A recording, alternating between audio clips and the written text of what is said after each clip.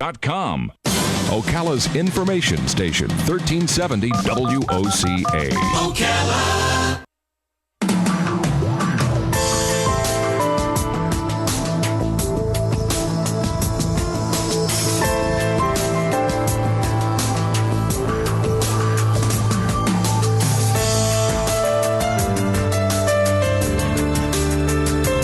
All right, 25 minutes before 11 o'clock. Nice looking Monday. Hope you're doing okay.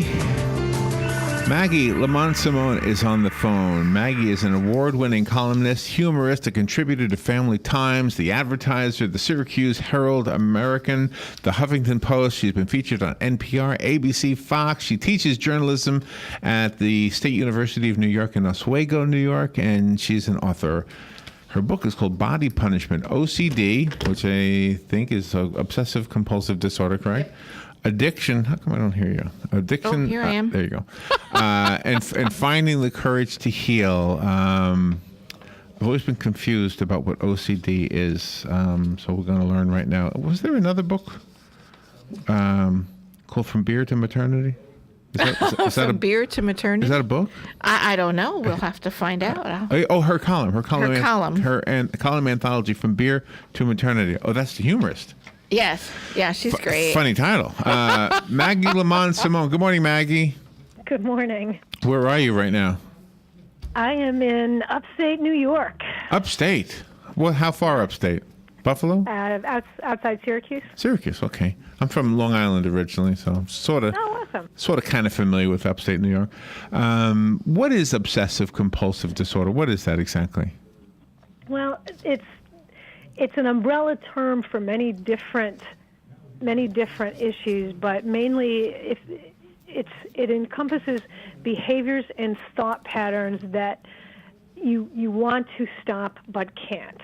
So if it's whether it's a compulsion or a fear, it falls under the heading of OCD if you want to stop doing it and simply physically or mentally cannot stop. Okay, so could it be you hear about people who obsessive compulsively wash dishes or keep dusting, and those things wouldn't cause you pain, but is it also people who cut themselves and pull out their hair and their, you know what I mean? Those have now fallen under, those used to be considered impulse control disorders, but now they've been categorized under OCD because of that component of wanting to not do it and not being able to stop doing it. So the trichotillomania, which is the hair pulling, the dermatillomania or excoriation, which is skin picking, things that used to be impulse control are now considered obsessive compulsive. Okay. But there's such a broad spectrum. I mean, people can have fears about dying or hurting family members or, sexual obsessive thoughts. There's a lot of fears that can be debilitating that people don't realize can be part of OCD. Really? So you could have something and not know it? I mean...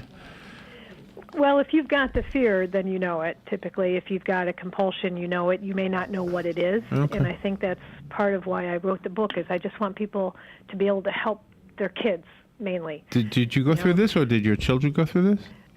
Both. I went through it all of my life. I've been pulling out my eyebrows and eyelashes since I've been about 6 or 7, and nobody ever mentioned it.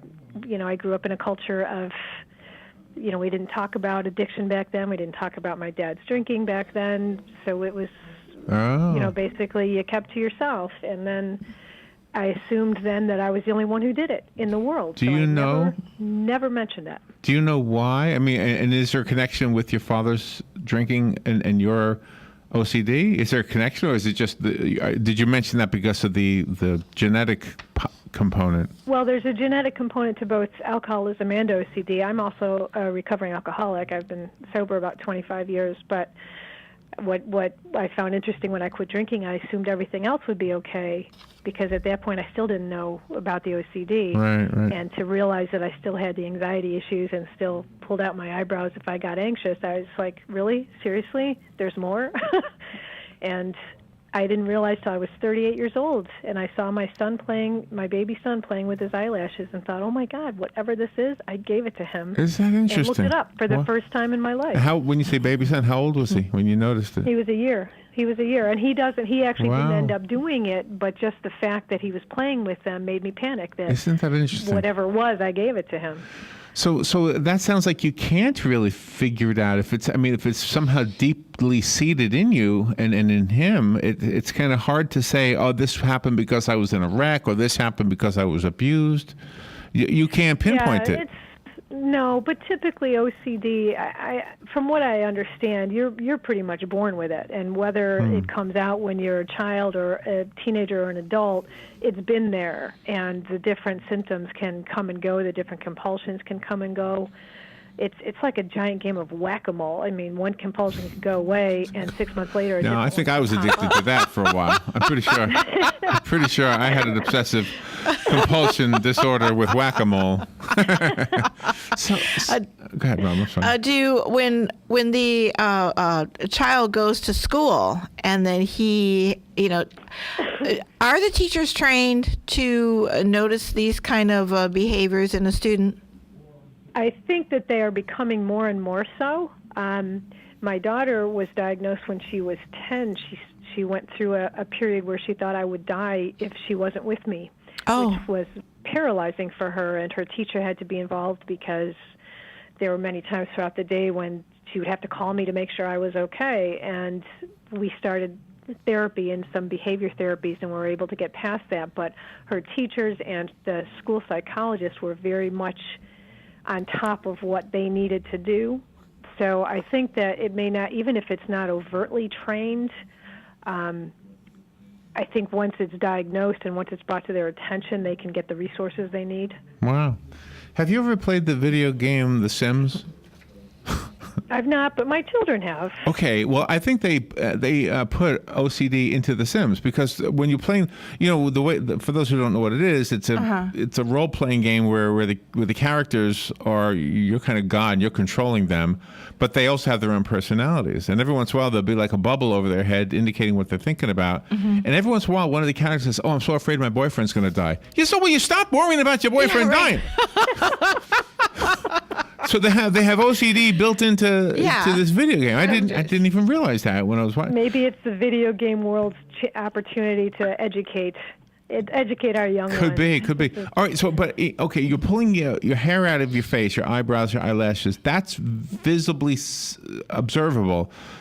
Probably redundant to say it that way. It's observable, but fear that somebody's going to die, you'd have to express that. And then if you had like a sexual compulsion, I mean, nobody talks about. I mean, you got to sit at the lunch table. Well, you might, but you don't really broadcast it. But see, that's part of the problem, is that some of these fears or thoughts can be so bizarre and so obscure and so out of the realm of ordinary that people don't realize that it's something that is treatable, it's something identifiable. And so instead they internalize it, they keep it to themselves. They think they're the only one who ever had that thought or that fear, and that's where the self-esteem gets eroded. I mean, my book isn't going to solve anybody's OCD issues. There's no cure that I put in there. But if a parent can say to their child, I noticed you've got a clump of hair on the back of your head missing. I just read a book about that. Can we talk about it? Yeah, that's true. You got to talk about it. Do parents sometimes contribute to their children's OCD when they when they make their children overactive? Because sometimes the parent will take the child to ballet, they'll take them to play sports, they'll take them to some other kind of functions throughout the week, and they won't allow the child to be themselves, to discover what they want to do. That's an interesting thought. I wonder, because one form of obsessive compulsive are the super high achievers.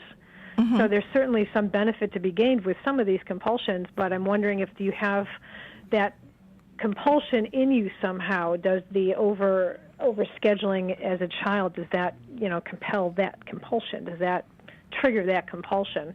But again, you don't choose them. You don't know which ones are going to be yours, or which thought's going to come this time and be gone in 6 months and come back. You don't choose. You don't get to pick. So what's interesting is that you, in your case, you knew what it was. You recognized what you were doing that was the manifestation of the OCD, and yet you needed professional help to fix it. What happened in professional help? Who was the professional helper? Was it a psychologist? Actually, I didn't know what it was till I was 38. So for all of those years, I didn't know what it was.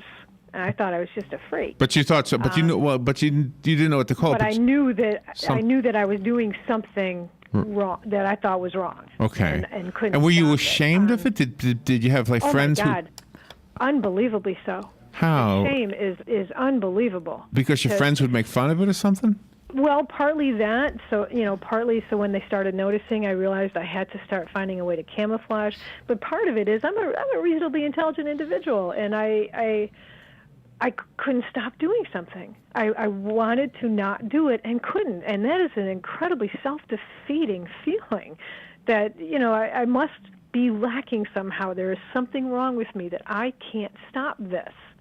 And that when you're 10 years old and thinking that, it's the erosion of the self-esteem, it can be debilitating. That's what I want to stop is the shame, the secrecy, the feeling that no one else does this. I must be alone. It's not. People do it all over the place, and very varied group of people, smart people, included. So, Yeah. there's behavioral therapies. There's anti-anxiety medicines you can take because sometimes the anxiety makes it worse, and if you can control that, then you can kind of minimize your symptoms. There's ways to manage it, but mainly you just need to know that it's identifiable. You're not a freak. It's Wow. just a thing like flat feet. We have so many more questions about it. If you'll hang on just about a minute or two, we will take a break and be right back, okay? Sure. Maggie Lamond Simone on the phone. Very fascinating topic. We're talking about her book. We haven't really talked about the book yet, so we got to be fair to the book. The book is called Body Punishment, OCD, Addiction, and Finding the Courage to Heal. We'll continue when we come back. The weather is brought to you by myfwc.com. Safe boating is no accident.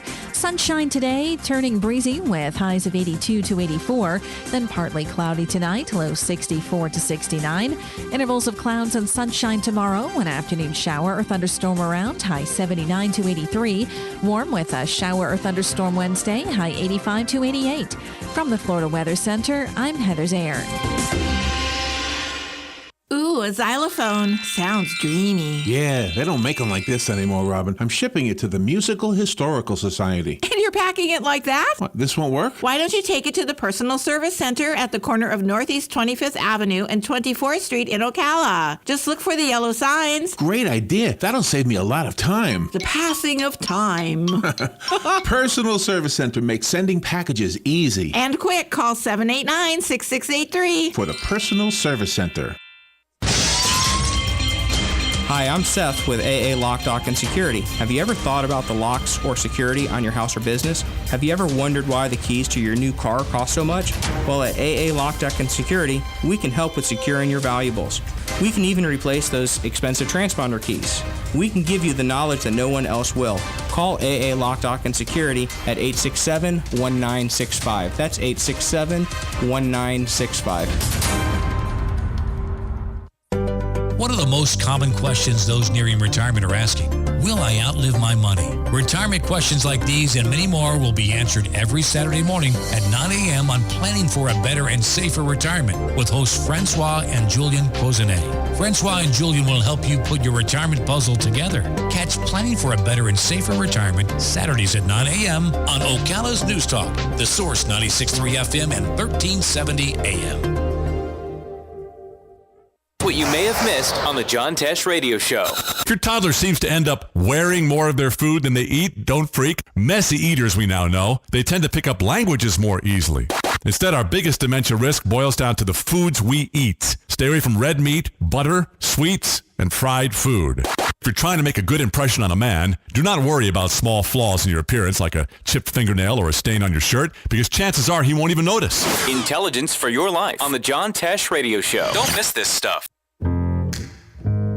Got a morning or afternoon free this summer? Then check out the rolling hills of Pine Oaks Golf Course in Ocala. Clark Creamer and his staff will offer you a rich golfing experience that allows you to play this Ron Garl design. A fully stocked pro shop along with a snack bar and driving range offer the full golfing experience. So come check out Pine Oaks Golf of Ocala. For more information, go to pineoaksocala.com. Book your tee times now.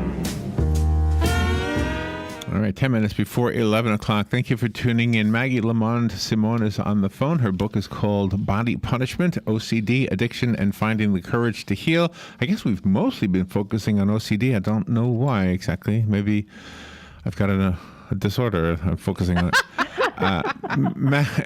Maggie, you know what I was wondering about? When I can remember as a student, as a school child, whatever, I would get so nervous every test. I would get so nervous bringing my report card home, even if I did well.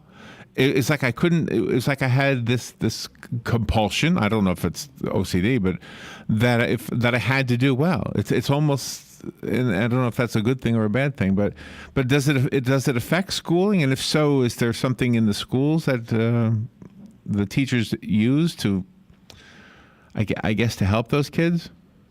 Well, I don't know. I certainly think that there are kids who are worriers, and certainly academics can play right into that kind of worry because there's so much pressure on kids today academically.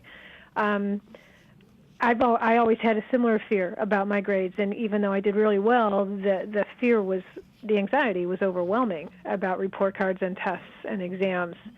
And again, I think that on this spectrum of obsessive-compulsive fears or disorders, being a high achiever can be used to your advantage. And I don't think that there are many that can be helpful, but it only becomes a problem if you're miserable at it, if you're miserable because of it. You spoke earlier about taking medication. Is OCD a precursor to bipolar? No, not that I know of, but I think that the more information people have about any kind of mental illness or mental disorder is going to start erasing the stigma of it. If you tell somebody that you've got diabetes and you have to test your blood every couple hours, you're going to get maybe a nod of sympathy, maybe a little understanding. If you tell someone you have to take your antipsychotic medicine, you're going to get a different reaction. And I guess in a perfect world, you would still get that nod of sympathy and maybe a little understanding for a mental illness that you would for a physical. So the title of the book begs to have some questions just because of the title, Body Punishment. In your case, it was hairs. I mean, are people doing worse things to their bodies? Well, body punishment, actually, the prologue of the book explains the title. When I first saw my black belt exam, when I was first starting karate, the black belt candidates had to line up in what's called a horse stance, and the upper degree belts went down and punched them in the stomach repeatedly, one into the other, just punch them in the stomach. And you had to tighten yourself up and absorb the blow. And that practice is called body punishment in my martial arts school. And I remembered thinking at the time, 25 years ago, I remember thinking, wow, that will be the title of my book if I ever write it. Seeing how much pain you could take without showing it. I just thought that was a perfect metaphor. Oh, okay. Okay, now I understand it better. But can you imagine, these guys, they can break bricks with their fingers. Yeah. And they're punching you in the stomach? That's just something wrong with that. Well, they don't do it anymore in my school. So they don't? I think they did find that there was something wrong with it. Oh, okay. But be that as it may. We hear about celebrities that this is an everyday occurrence. Angelina Jolie comes to mind because she was like the first celebrity that was open about this, that she would, cut herself while they were having sex, and it was just like a normal thing. And she was on Letterman that night, and she said that. Yeah, there's a lot. The more celebrities that come out, and like I said, Olivia Munn came out about the trichotillomania. Lena Dunham has talked extensively about her obsessive-compulsive disorders, none of which are, traditionally sexy or humorous. They're not all monk. And the more people talk about it, again, there is no definitive cure, but there doesn't really have to be, as long as you know you can manage it and you are surrounded by people who get it. And that's hopefully what my book is certainly not starting a conversation, but I'm hoping to contribute to it. But I mean, couldn't Brad Pitt hide the knife? I think this might have been pre-Brad Pitt days. Oh. Yeah, well, whoever it was, I mean, the first time it happened, what are you doing? What are you doing? You're making me lose the mood here. Could you just turn off the lights? Yeah, exactly. Ooh, I feel Is that something blood? warm, but it's okay. What is that? Why are you doing that? The sheets, they're white. Am I that bad? I can't. You trying to kill yourself? Oh my goodness. This has taken a turn for the bizarre. Okay. Yeah. Well, obviously the serious part of this, well, that was silly, but the serious part of this, I mean, if you have, so that's OCD, what she'd had? I mean, that's what that is? Well, that might have been, I'm not altogether sure about her situation. Cutting can have many different bases, I think. But again, if it's something that you are compelled to do and can't stop, then typically that falls under the OCD umbrella. And gosh, people just need to know that there's this array of thoughts and fears and behaviors that people simply can't help doing. And the more understanding there is out there, the better these people are going to be with their lives. Just to be able to say, oh, God bless it, I did it again. Mom, can you make an appointment? Which is what my daughter says now. If she feels a new compulsion coming on, she'll just say, Mom, can you make an appointment? Oh, wow. And the doctor is a psychologist, right? Yep. Okay. She's got a therapist, and they work through whatever her new fear or compulsion is. And at 14 years old, she's one of the more well-adjusted kids I've seen, because she just knows it's there, and her friends know it's there, and it's no big deal. Oh, wow. How great to be open. That's the only way a person can get the right kind of help then. Well, and it's how you keep your self-esteem, You're not alone. You're not a freak. And that's something you did.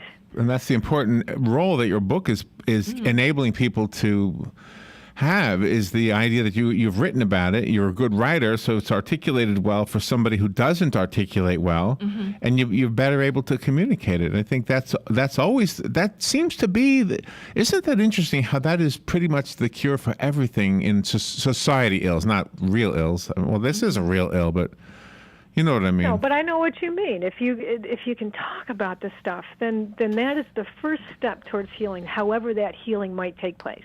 Whether it's simply managing, or whether it is, bringing two schools together who were rivals before. Whatever the conflict is.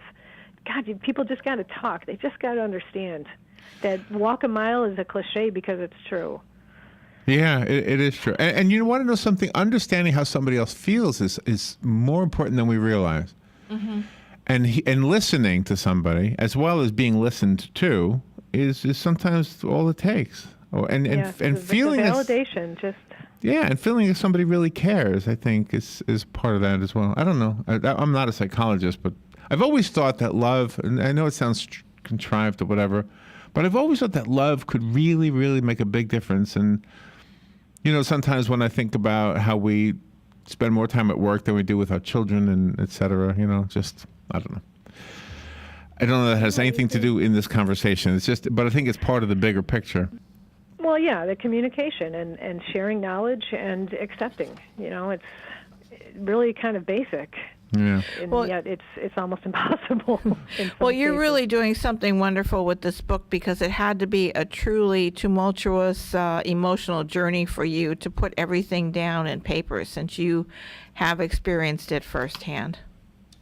It was hard. It took me about 7 years to write this. It was challenging, but I needed to be authentic for my children, and I feel like I've done that. I need them to know that whatever they go through is theirs, and they own it, and it's okay.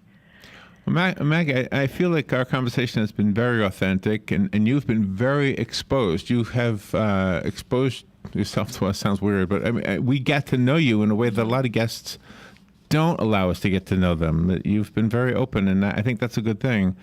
The book is called Body Punishment. How do we get the book? Are you there? Maggie? Maggie? I don't hear her. Hello? Oh, there you are. There you are. Good. Maggie, do you have a website? I do. It's MaggieLamondSimone.com. Okay. I hope you heard me there. We couldn't hear you, but you could hear us, right? I didn't. I thought Oh. you got hung up on. Oh, no. No, I was basically complimenting you. I thought this was a great interview.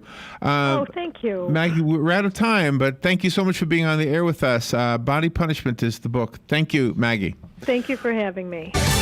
Fox News Radio, I'm Pat O'Neill. Authorities in Garland, Texas, still looking into a shooting last night. 2 gunmen wounded a guard outside a cartoon drawing contest of the Prophet Muhammad before they were killed by police. Of course, this is controversial because such drawings are deemed insulting to many followers of Islam. Fox's Casey Stigl, the FBI searching a Phoenix apartment in connection with the case. The roster of GOP presidential hopefuls is growing. Ex-Hewlett-Packard CEO Carly Field